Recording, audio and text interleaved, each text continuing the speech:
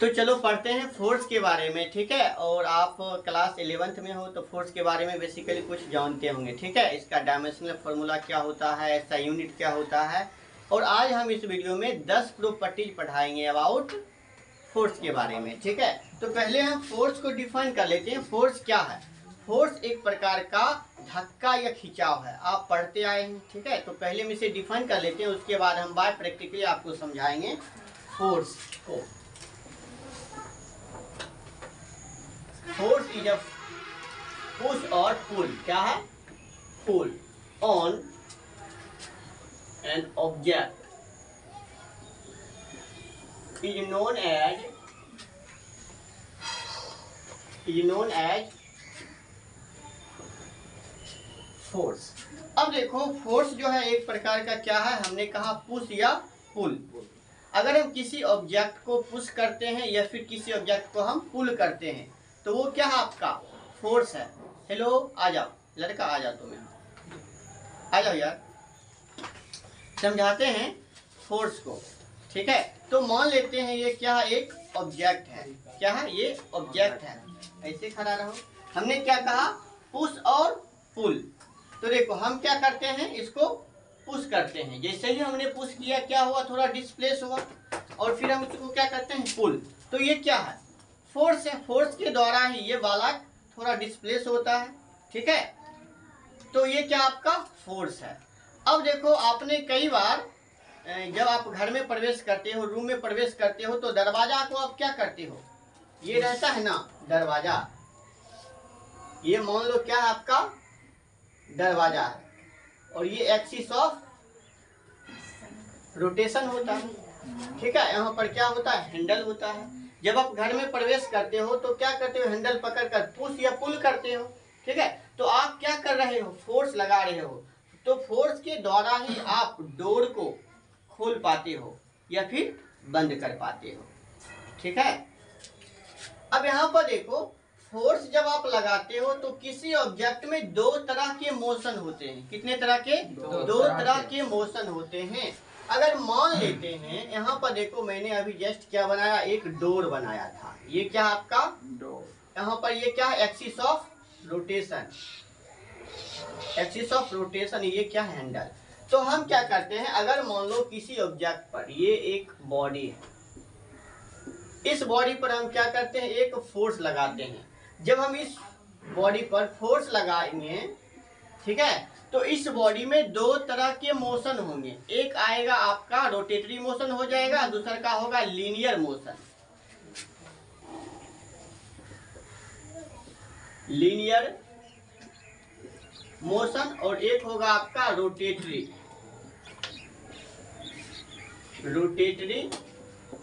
Motion. तो जब आप किसी ऑब्जेक्ट पर फोर्स लगाते हो तो उस ऑब्जेक्ट में दो तरह के मोशन आपको दिख सकता है। पहली बात, यहाँ पर देखो ये क्या है? Axis of rotation. दरवाजा एक साइड से क्या है? ज्वाइन है, ठीक है। ये क्या है? Axis of rotation. अगर आप यहाँ पर फोर्स लगाते हो तो यहाँ पर क्या होगा? ये दरवाजा रोटेट करेगा। क्या करेगा? रोटेट करेगा। समझ रहे हो? क्या करेगा? रोटेट करेगा। तो हम क्या कह सकते हैं? एक तो रोटेटरी मोशन हुआ, ठीक है। इस ऑब्जेक्ट पर हमने फोर्स लगाया तो ये ऑब्जेक्ट रोटेट करने लगा। और एक होता है आपका लीनियर मोशन। तो मान लो कि ये मेरे पास एक मार्कर है। क्या है? ये मेरे पास एक मार्कर है। हम क्या करेंगे? फोर्स लगाएंगे। जैसे ही हमने फोर्स लगाया, इसमें रोटेटरी मोशन हुआ? नहीं हुआ, लीनियर मोशन हुआ। क्या हुआ? लीनियर मोशन हुआ, ठीक है। तो लीनियर मोशन कब होगा और रोटेटरी मोशन कब होगा? समझना। लीनियर मोशन तब होगा जब कोई ऑब्जेक्ट किसी चीज से बंधा हुआ ना हो, ठीक है। जैसे इसमें अगर हम बात करें दरवाजा, तो इसमें देखो ये क्या है? Rotatory motion. रोटेटरी मोशन है क्योंकि ये दोनों क्या है? यहाँ पर बंधा हुआ है दरवाजा से, तो ये एक ही साइड को हम रोटेट कर सकते हैं, तो इसमें रोटेटरी मोशन आएगा। अगर मान लो ये मेरे पास एक ब्लॉक ब्रिक है, ब्रिक मतलब ईटा, हमने यहाँ से क्या किया? एक फोर्स लगाया। ये कहीं से बंधा हुआ है? नहीं बंधा हुआ है। तो जैसे ही हम फोर्स लगाएंगे तो ये थोड़ा थोड़ा क्या होगा? डिस्प्लेस होगा। तो इसमें आ जाएगा लीनियर मोशन, ठीक है। चलो, तो ये रहा आपका फोर्स का डिफिनीशन, अब हम इसके इफेक्ट्स के बारे में बात करेंगे। बच्चा हल्ला ना करो। अब इसके इफेक्ट्स के बारे में पढ़ेंगे, ठीक है।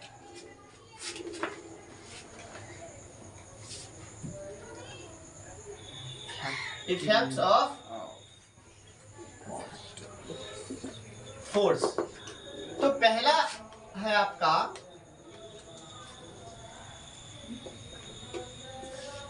a force does not change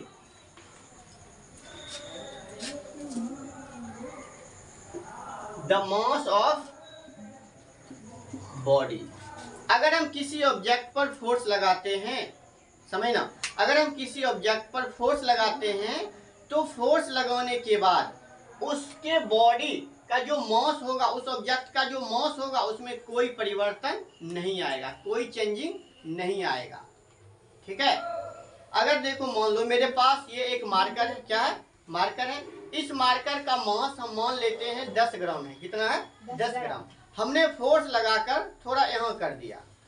अब हम फिर वजन करेंगे तो क्या इसका वजन घट जाएगा? नहीं घटेगा, इसका वजन वही रहेगा, ठीक ना।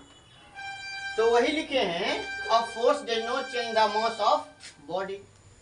फोर्स लगाने से किसी ऑब्जेक्ट का मास न तो घटता है ना ही बढ़ता है। दूसरी की बात है, we can not see force. हम लोग कभी फोर्स को देख नहीं सकते हैं, हम लोग कभी फोर्स को देख नहीं सकते हैं, बट कैन ओनली सी या फिर फील इट्स इफेक्ट। समझना इस लाइन को, हम फोर्स को देख नहीं सकते हैं, हम फोर्स को देख नहीं सकते हैं, लेकिन फोर्स के इफेक्ट्स को हम देख भी सकते हैं, फील भी कर सकते हैं। समझ रहे हो? आ जाओ लड़का, इधर है, इधर आ जाओ। हाँ आ जाओ। तो हमने कहा फोर्स को देख नहीं सकते हैं, ठीक है। देखो ये लड़का है, हमने कहा फोर्स को देख नहीं सकते हैं। अगर हम इसको पुल किए तो फोर्स लगाए, लेकिन हम देख नहीं सकते, लेकिन इसके इफेक्ट्स को हमने देखा, हम फील भी किया ना। अब मानो कि इसको हमने क्या किया, पुल किया, तो हम फोर्स को नहीं देख रहे हैं, हम जो फोर्स लगाए हैं इसके इफेक्ट्स को देख रहे हैं। ये लड़का पहले तो यहाँ था, अब ये यहाँ आ गया, इसको देखे ना और फील भी किए, ठीक है। चलो जाओ। तो we can not see force, force को हम लोग देख नहीं सकते हैं, लेकिन फोर्स के इफेक्ट्स को हम देख भी सकते हैं और फील भी कर सकते हैं। तीसरा का है आपका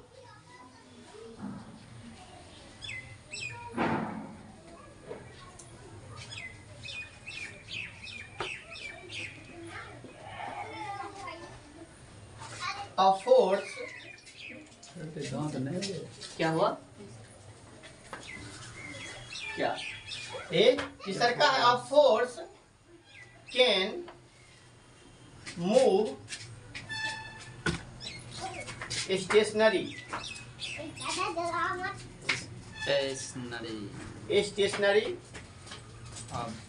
object.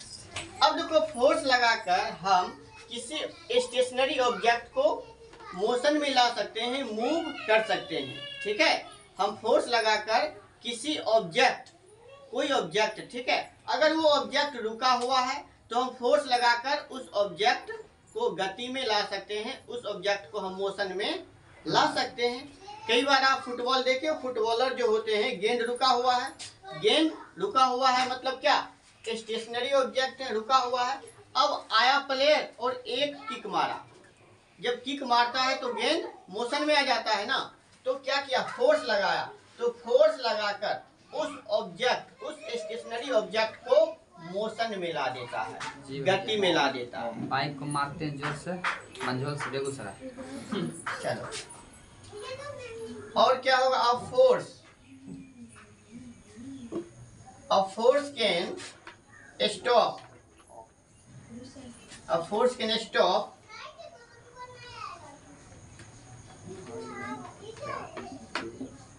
moving a body. Moving body सीधे सीधे लिख लो। देखो, a force can stop moving body. अगर कोई ऑब्जेक्ट मूव कर रहा है, कोई ऑब्जेक्ट अगर गति में है, तो उसे हम क्या कर सकते हैं? रोक सकते हैं। क्या कर सकते हैं? रोक सकते हैं।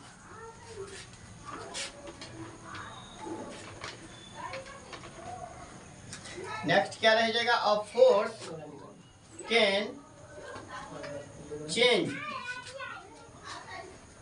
Speed of object. देखो, फोर्स लगाकर किसी ऑब्जेक्ट की स्पीड को हम बढ़ा सकते हैं। फोर्स लगाकर किसी ऑब्जेक्ट का जो स्पीड है, उस स्पीड को हम बढ़ा सकते हैं। अगर कोई ऑब्जेक्ट 10 मीटर पर सेकेंड की रफ्तार से जा रहा है, तो हम फोर्स लगाएंगे तो उसकी रफ्तार और बढ़ सकता है और घट भी सकता है। चेंज का मतलब बढ़ भी सकता है और घट भी सकता है। A force can, और क्या हो जाएगा आपका? A force can change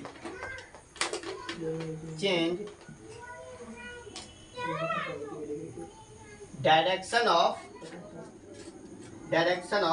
a force can change direction of a moving body. देखो, a force can change direction of a moving body. अगर कोई ऑब्जेक्ट गति में है, तो उसकी दिशा को हम क्या कर सकते हैं? डाइवर्ट कर सकते हैं, बदल सकते हैं। ठीक है। अगर कोई ऑब्जेक्ट मान लो इस डायरेक्शन से आ रहा है, ठीक है, और उस ऑब्जेक्ट को हम क्या कर सकते हैं? फोर्स लगाकर उसकी डायरेक्शन को चेंज कर सकते हैं। वॉलीबॉल में, वॉलीबॉल खेले हम कई बार, तो वॉलीबॉल में सपोज कि उधर से गेंद आ रहा है इस साइड, अब हमने क्या किया? फोर्स लगाकर इधर कर दिया, डायरेक्शन चेंज हो गया। चलो इसे मिटाते हैं। कितने पॉइंट हुआ है? 6 पॉइंट हो गया है।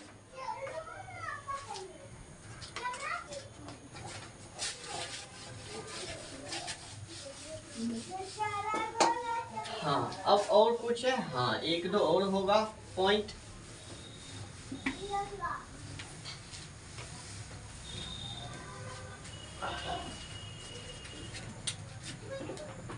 अब देखो, अब है आपका a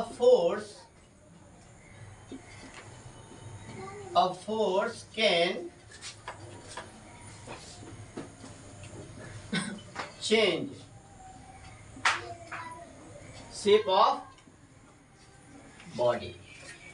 हम फोर्स लगाकर किसी ऑब्जेक्ट की आकृति को हम क्या कर सकते हैं? चेंज कर सकते हैं।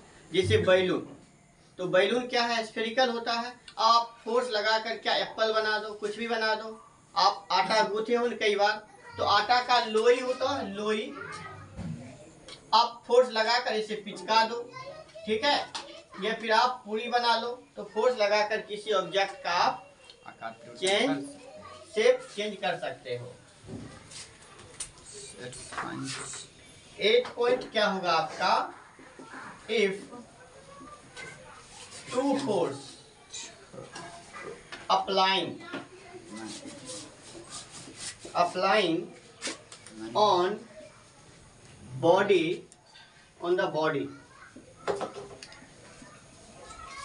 the body in same direction,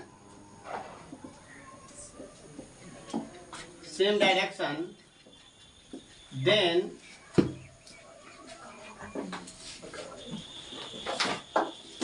resulting force is added. अब देखो, कोई एक ऑब्जेक्ट है, समझना, ये मेरे पास एक ऑब्जेक्ट है, ठीक है। अब देखो, यदि हम इस पर एक फोर्स F1 लगाते हैं, ठीक है, एक ऑब्जेक्ट है, एक ब्लॉक है, और कोई व्यक्ति आया वहां पर फोर्स लगा रहा है, F1 लगा रहा है। फिर कोई दूसर का व्यक्ति आया यहाँ पर फिर लगा रहा है फोर्स, F2 लगा रहा है। लेकिन कौन सा डायरेक्शन में? सेम डायरेक्शन में। ये देखो, ये ईस्ट, वेस्ट, नॉर्थ और ये साउथ। तो ये एक बॉडी है और इस बॉडी पर F1 F2 फोर्स लगा रहा है। इस डायरेक्शन में, कौन सा डायरेक्शन में, देखो ईस्ट डायरेक्शन में है ना, इस डायरेक्शन में लगा रहा, मतलब ईस्ट डायरेक्शन में लगा रहा है। तब यहाँ पर क्या होगा, रिजल्टिंग फोर्स अगर बात करें तो फोर्स नेट आपका क्या हो जाएगा, F1 प्लस F2। हम क्या कर देंगे, उसको जोड़ देंगे। तो ये F1 10 न्यूटन का फोर्स लगा सकता है, F2 10 न्यूटन या फिर 20 न्यूटन का फोर्स लगा सकता है। तो ये दोनों जो F1 F2 है अलग अलग फोर्स लगा सकता है, ठीक ना। अगर ये सेम डायरेक्शन में लगा रहा है तो फोर्स को हम क्या करेंगे, जोड़ देंगे। अब नेक्स्ट क्या है आपका, if two force applying on the body in different direction, then resulting force is subtracting। देखो, यदि हम किसी ऑब्जेक्ट पर, किसी बॉडी पर दो या दो से अधिक फोर्स लगा रहे हैं, ठीक है, वो भी अपोजिट डायरेक्शन में, तो उस टाइम हम क्या करेंगे, रिजल्टिंग फोर्स आपका क्या हो जाएगा, सब्ट्रैक्ट हो जाएगा, माइनस हो जाएगा। यहाँ पर समझते हैं, ये एक बॉडी है, एक फोर्स F1 इस डायरेक्शन में लग रहा है, एक फोर्स वेस्ट डायरेक्शन में है ना, F2 लग रहा है, F2 फोर्स लग रहा है, ठीक है। अगर ये 10 न्यूटन का फोर्स लगा रहा है F1 और F2 भी अगर 10 न्यूटन का फोर्स लगा रहा है, तो यहाँ पर F नेट क्या हो जाएगा, 0 हो जाएगा। टोटल फोर्स क्या हो जाएगा, 0 हो जाएगा, ठीक है। अगर यहाँ पर ये 10 न्यूटन का फोर्स F1 10 न्यूटन का फोर्स लगा रहा है, F2 अगर 12 न्यूटन का फोर्स लगा रहा है, तब यहाँ पर F net force not equal to 0, तब ये 0 के बराबर नहीं होगा।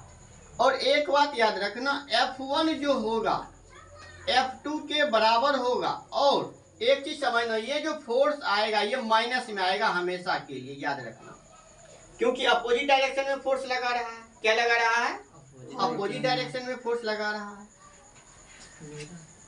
ठीक है। तो ये 9 पॉइंट हो गया फोर्स का। चलिए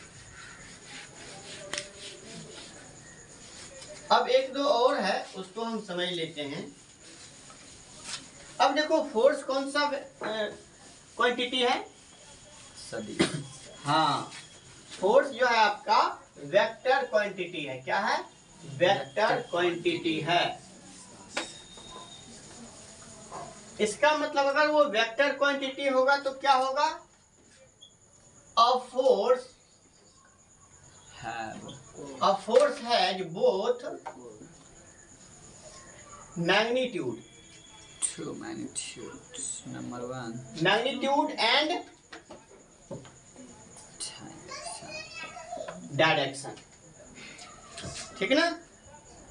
अगर फोर्स हम वेक्टर क्वांटिटी किसे कहते हैं, जिसके पास मैग्नीट्यूड हो और डायरेक्शन हो, उसे हम क्या कहेंगे, वेक्टर क्वांटिटी।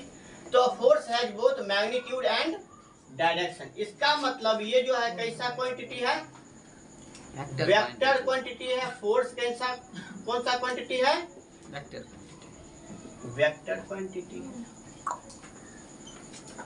ठीक है। अच्छा एक चीज बताओ, ऐसा यूनिट की अगर बात करें, ऐसा यूनिट ऑफ फोर्स क्या हो जाएगा, न्यूटन। सभी को पता है न्यूटन। अगर सीजीएस यूनिट की अगर हम बात करें तो क्या हो जाएगा, ग्राम सेंटीमीटर पर सेकेंड स्क्वायर। तो पूछेगा फोर्स का यूनिट सीजीएस पद्धति में क्या होता है, तो ग्राम सेंटीमीटर पर second, which is also called, इसे ही क्या कहा जाता है, डाइन कहा जाता है। क्या कहा जाता है, डाइन कहा जाता है। 1 न्यूटन इक्वल टू 10 की पावर 5 डाइन होता है। 1 न्यूटन इक्वल टू 10 की पावर 5 डाइन होता है। ये सभी आपको पता होना चाहिए। ये तो यूनिट हो गया, एसआई यूनिट। और अच्छा एक चीज बताओ, एक चीज और आपको जानना जरूरी है। एफ बराबर क्या होता है? एफ बराबर होता है एम ए। फोर्स जो है मास और एक्सीलरेशन का प्रोडक्ट होता है, ठीक है। तो यहाँ से भी एक फॉर्मूला निकल के आएगा, केजी मीटर पर सेकेंड स्क्वायर। और यहाँ से आप डायमेंशन निकाल सकते हो। डायमेंशन क्या हो जाएगा? M L T minus 2। ये क्या है? डायमेंशन है फोर्स का। तो फोर्स का डायमेंशन क्या होता है? एम एल टी माइनस 2, ठीक है। तो ये हो गया इसका मात्रक, और ये इसका डायमेंशनल फॉर्मूला हो गया, ठीक है। और इसमें कुछ बच रहा है? आई थिंक अब कुछ नहीं बच रहा है फोर्स के बारे में। एफ बराबर एम ए होता है, इसका यूनिट ये भी होता है। आप ये भी इसका सीजीएस यूनिट याद रखो। और न्यूटन जो होता है ऐसा यूनिट होता है फोर्स का। और डायमेंशनल फॉर्मूला होता है एम एल टी माइनस 2 होता है, ठीक है। यही था आपका फोर्स।